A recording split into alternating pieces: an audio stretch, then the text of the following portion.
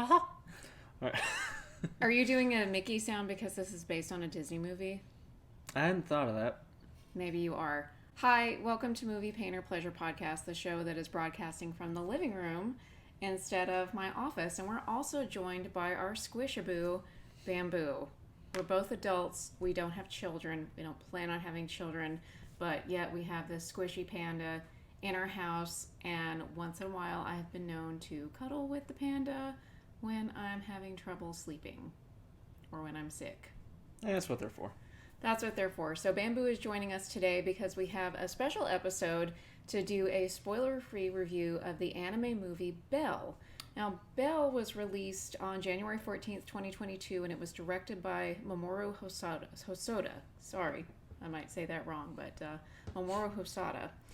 And we went to the Modern Art Museum of Fort Worth to see it. We went to the Anime Fest at the Modern Art Museum of Fort Worth, and there was a man who's a professor at UT Dallas who gave a little talk at the beginning, and he said that this director was a broke animator working for another company, and he rented the VHS of Beauty and the Beast when it came out and fell in love with the movie, and he thought, someday I want to direct something like this. So he goes throughout his career, directs bigger and bigger things. I think did he do Your Name? No. Summer Wars and Boy and the Beast. Boy and the Beast. Others also, but those are the first two. Yeah, and if you've seen Summer Wars, there are some similarities with this movie. Like, there's a virtual reality, and there's people going into online gaming. So, fun fact, it's based on Digimon. Because he was an animator for the first Digimon movie. Yeah. So anyway, but this guy had his dream fulfilled where he wanted to make a version of Beauty and the Beast, and that's why it's called Belle, because Belle is the avatar of the main girl. So we had a lot of fun. We had a nice walk to and from the museum, and we enjoyed it. And I also got some goodies that weekend I have to show you. The Modern has this new college-looking sweatshirt. I got that, and if I spent over $20, I got the manga for Ride Your Wave by Machi Kiachi, and we saw the movie version of this last year at the Modern, and I was sobbing like a baby in the theater. And both films are on HBO right now, so go watch them there. Yes, and we saw Belle with subtitles, which don't really we prefer watching the dubs, but the music was really good in Japanese. It was really good.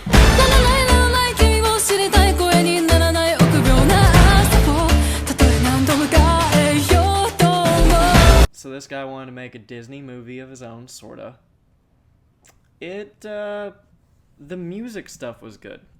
Like, the music made sense for the way it's integrated. Like, this, we won't give a bunch away, but main girl's mother dies when she's young, and that was the parent that she had a bunch of musical interest with, so she stops singing, she stops making music, and and her avatar, the way that she gets to sing again.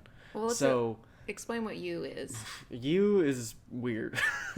So, if you saw Summer Wars, it's the same as Oz. It's where you and your avatar self go. It's like the internet space where people meet, basically. Mm-hmm. But this one was a little more confusing about, like, how much are you literally in the internet world, and how, because all she does is put in, like, headphone looking things. Yeah, so with this one, it read her biometric information and created an avatar based on that. So, and then it's almost like, it reminds me of this really dark mirror, or Black Mirror episode, where people could put in these earphone things, and they would kind of zone out into this virtual reality, and you could get stuck there. Now, that doesn't happen with You, but it's kind of the same thing where it's not just you, scrolling on your phone on Facebook and coming back to reality, where it's almost like you can see and feel and hear everything going on in this virtual world. That's why, the professor who was speaking, who we refer to as Professor Butters, because he reminds us of Butters on South Park. And we say that in the nicest way. He's such a sweet man, so kind and generous, and so genuine in his love of anime and his feelings about it. So we love Dr. Butters. But he does sound like Butters. Anyway, he does reference Summer Wars as what he personally thinks is like the quintessential anime film, which I can understand why. maybe it's not the best of all time, but it has like everything in an anime in one anime, in one film. Like all the tech stuff and all the drama that would happen in an anime film and all the sort of magical stuff and how they all fit together perfectly in Summer Wars. That's not quite here, but in Summer Wars I liked it was very clear. Like the animation was cool to watch, but it was still people on keyboards and on their phones, and it was more like spectacle. They weren't literally in it. This one, I'm still sort of confused about that, but it's fine. It looks really cool. My favorite parts were all the homages to Disney. It's like it.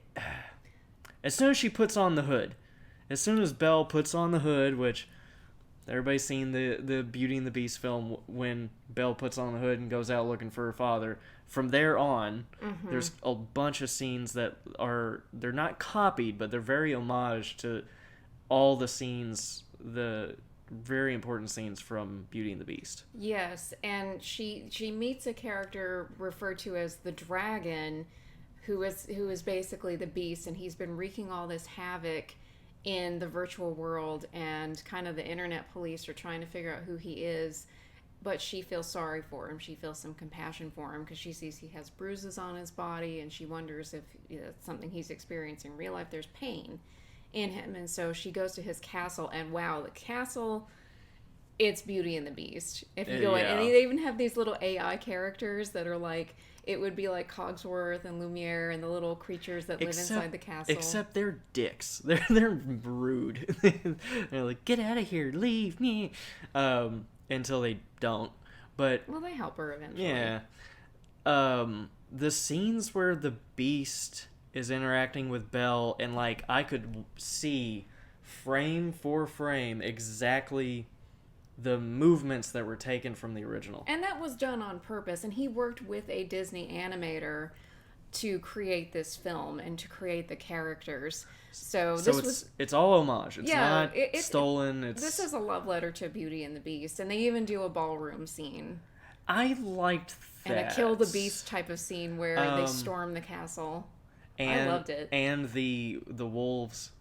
Yes, instead of the wolves, they had these internet police people basically trying to figure out who the Beast was, the threat was that they could unveil you and show who you really are, which that's kind of the theme too, is hiding behind something because you're afraid to show who you really are in real life, and being self-conscious and hiding behind a mask or an avatar. Yeah, I think the changes were pretty clever. I think so too. They were integrated pretty well. So that's all good stuff. The music was very, very good. That's one of the best parts. And it was just Belle singing. There really weren't a lot of... There's a part where at the end where a lot of people sing, and it's very moving. But it's just mostly Belle is... It's like somebody does YouTube videos where they're singing, and that's how they become famous. That's one thing where it might just be better in Japanese. I'll have to wait until I see the English. But for like people that really... Like everyone that saw Your Name and loved it, if you watched both the English and the Japanese, the songs are all better in the Japanese. They're sang by the same person. He does a great job doing English, but they all sound better in Japanese. So I don't know if that's going to be the same. So if you're dub, that's cool, but if you like the music, try listening to the Japanese one, because it's really good. So now negatives, because it's not perfect. No, and Dr. Butters even said some things where he kind of, the director attempted some things and didn't quite resolve it. So it almost got a little boring with what was going on in the real girl Suzu's life. It's like it didn't go far enough to... She had a strained relationship with her father, and it wasn't like anything bad happened, but I think they dealt with the grief of her mother's death by just shutting down. And so they don't really communicate much. And at the end, when everything's resolved, there's a little bit there, but there's not enough of a change. I mean, this guy really has no emotion. Some relationships aren't really fleshed out that well. Right. There's a little bit of teenage romance, which is okay. It's an anime. That one's not fleshed out as well as you would want either. And then Also, without saying, we discover who the Beast is in real life, and that person is in a dangerous situation in their home life, and Suzu goes to try to rescue them and confront what's going on, but then we don't really see the resolution, like, are the cops going to get involved? I think part of it was... I think that's kind of the point. Like, the resolution is that someone tried. Yeah. It's got a lot of... How much are you going to do in the real world to help somebody else versus online, where is it you're always not really you, and it's a facade and all that sort of stuff. Yeah. But the humor was really good. The relationship stuff was sort of it left things to be desired, I guess. Doesn't ruin it. I still liked it better than The Girl Who Leapt Through Time. Which was another one of his. Another one of his. Which I also enjoyed, but I prefer this one. And the visuals are really beautiful with this movie. Even the 3D stuff, which usually I'm pretty weird about, it was pretty good. So, yeah. Anything else we should mention other than go watch it on HBO? No, just it makes you think about how much time you spend online. I've actually been trying to spend less time online. I found myself doom scrolling a lot and comparing myself to other people, and it kind of makes you think about it. Almost it sort of glorifies this virtual reality, but then it makes you think you are missing out on real life if you just spend all your time on your phone or on your computer. And also a reminder of like who you are in the virtual space is not necessarily who you are in real life, but they can complement each other. I've made a lot of friends online through writing and through getting into martial arts, so it can bring some positive things to your life if you have a good balance. So that's the message I got from it. So go watch it on HBO Max. I think it's dubbed on there, or if you want to watch it in the original Japanese, watch that, listen to the songs. Highly recommend this movie. Yeah. And that's it this week. Although, you can always join our cult and be my victim in a number of ways. Twitch, Discord, YouTube, Anchor, Spotify, iTunes. Follow us on Instagram, Movie Painter Pleasure Podcast, and you can follow me on Instagram at Melanie Gibson Author. Also share our videos and like them. And watch them all the way through. Yes. Please, do all those things and force other people to do the same. Yes, because that's what a cult does. Yeah. Perfect. Join our cult. Be my victim. Worship Bamboo, or he'll eat you? Maybe.